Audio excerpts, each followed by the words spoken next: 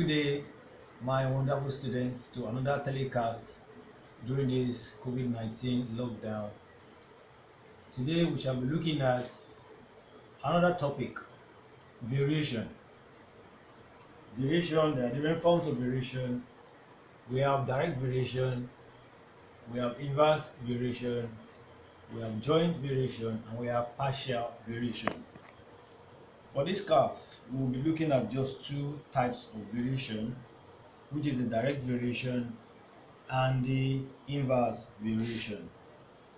Generally, variation is just telling you about relationships that exist between two or more variables.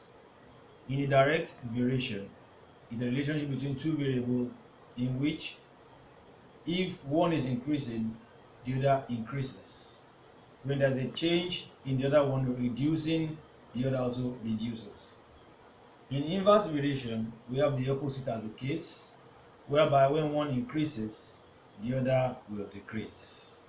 So, and in mathematics, we don't really work in words, we work with mathematical expression. In variation, the symbol of variation is this. And as you can see on the board, I have an expression here under direct variation. If d varies directly as t, how do you express that mathematically? D varies directly as t. Then we have another one under there. A varies directly as the square root of b. Expressing that mathematically, that is A varies directly as the square root of b. I need to tell you that in variation, before you can solve a question in variation, you need to convert this statement into an equation. And before you can continue to solve that, changing this to an equal sign will mean you have to put your constant. Now it's becoming equal sign. D is equal to K times T, where our K is constant. Sometimes you may decide to use another letter, alphabet rather, for your constant, but most cases we prefer to use K because it's more or less like saying K means constant. In the second example here, I want to change this variation statement into an equation by introducing my constant. A will now be equal to K times root of B. So it is now from this step forward that we have to substitute given values and then find the value of our K, which by the time you put it back into this equation becomes what we call a formula or relationship connecting the two variables. Let us look at examples of inverse variation.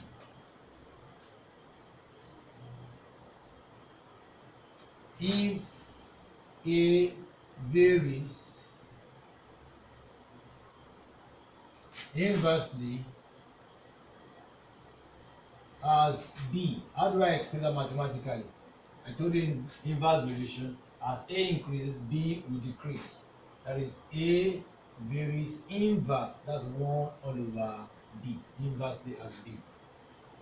Changing this statement into an equation by introducing your constant, A will now be equal to K all over B, where our K, like we said, our K is constant.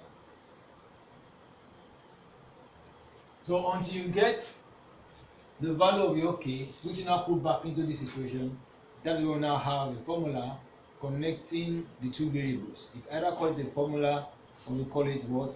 Relationship. These are some examples on both direct variation as well as inverse variation. Now look at this example on the board here. This question says x varies directly as y, and when x is equal to 30, y is equal to 12. Find formula connecting x and y. Then B, find the value of x when y is equal to 10. We have to first express this statement mathematically. X varies directly as y.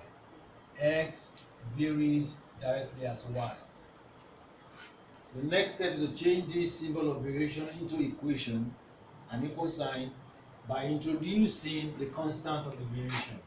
That is, x is equal to k times y. Then you have to state it, our k is constant. Now, we're given the values of x as well as y. We'll substitute those two values and then come about the value of the constant, which is our k. When x is 30, substituting x is 30 is equal to k times y is equal to 12.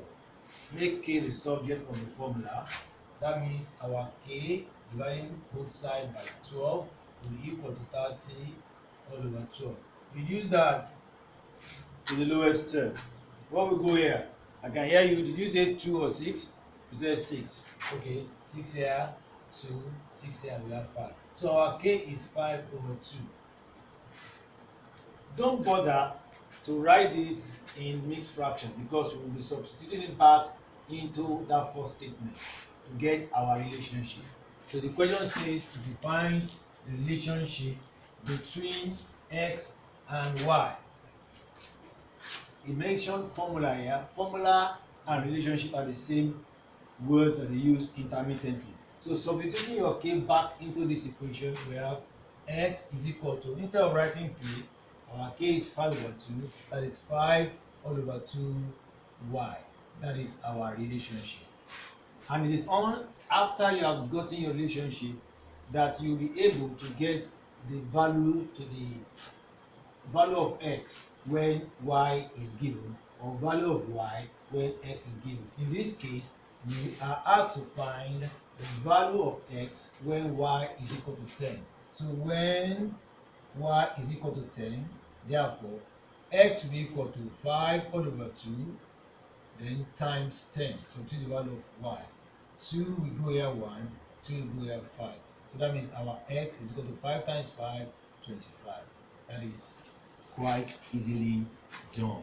QED. Now let's look at the second example.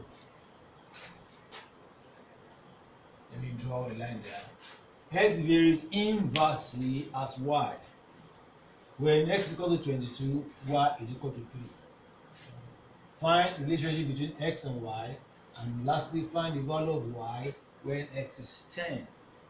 Like I said earlier on, change this statement into mathematical expression. Don't forget, x is varying inversely, that is 1 over y. Next step, remove this symbol of variation by introducing your equal sign and put your constant, that is x is equal to k all over y. Good. Then we have to find the relationship between x and y. We cannot do that until we know the value of k by making use of the given value of x and y. So to substitute the value of x and the value of y, that will be 22 is equal to k all over 3. What's our k? That will be k is equal to 22 times 3. That means our k is equal to 66. Finally, our relationship. By putting k back into this equation, our relationship is x is equal to 66 all over y. That's the relationship between x and y.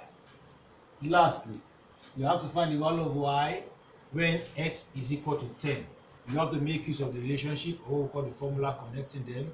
So substituting the value of x into this, that will be x is 10 is equal to 66 all over y. Make y the subject of the formula. What do? You divide, you multiply both sides by y. That will be 10 times y is equal to 66 all over y times y. Y cancel y. So we have 10y is equal to 66. Therefore, divide both sides by 10. Y is equal to 66 all over 10. Reduce out to the lowest term. We'll go here. 2 we go, right? 5. 2 we go, 33. What goes there again? 5 we go in 30. That will be what? 6 whole number. Remember what? 3. 3 all over 5. That's our answer. It's a very simple step. The first is express it in mathematical expression. Introduce your constant by changing it into equal sign. Substitute the given value to get the value of your constant. Put the constant back into that equation to get the relationship or the formula. After getting the relationship or formula, then you are set to find the given value, the unknown, after you have substituted the value of the given variable. So our reference book is New General Mathematics Book 3, exercise 19A and 19B. And I would like to try this question in your mathematics note, of course. And if there's any question, you can please send your question to me directly on the WhatsApp group. P varies directly as Q, and P is 4.5. This is 4.5, and Q is 12. Find relationship between P and Q. Find P when Q is 16. Second question. T varies inversely as S, and T is 2 when S is 60. Find the value of S when T is 2.5.